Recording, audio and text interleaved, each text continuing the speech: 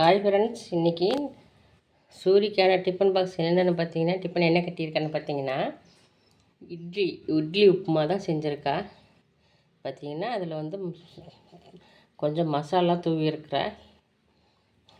Night சுட்ட இட்லி இருந்துச்சு, அதை வேஸ்ட் பண்ணாமல் இட்லி உப்புமா ரெடி பண்ணிட்டேன் காலையில் டிஃபனுக்கு.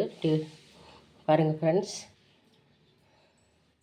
நல்லா நல்லெண்ணெய் ஊற்றி பச்சை கடலை பருப்பு உளுந்து எல்லாம் போட்டுருப்போலாம் இருக்குங்க பாருங்க. போட்டு சூப்பராக கொத்தமல்லி தலையெல்லாம் போட்டுருக்குறேன். போட்டு சூப்பராக ரெடி ஆயிடுச்சு பாருங்கள். அவ்வளோ டிஃபனுக்கு பாருங்கள் ஃப்ரெண்ட்ஸ். இட்லி உப்புமா யாருக்கு பிடிக்குன்னு கமெண்ட்டில் சொல்லுங்கள்.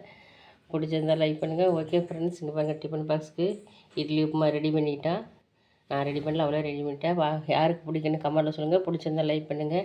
வாங்க ஃப்ரெண்ட்ஸ், இன்றைக்கி சூரிக்கான லஞ்சு வந்து பார்த்திங்கன்னா இட்லி உப்புமா.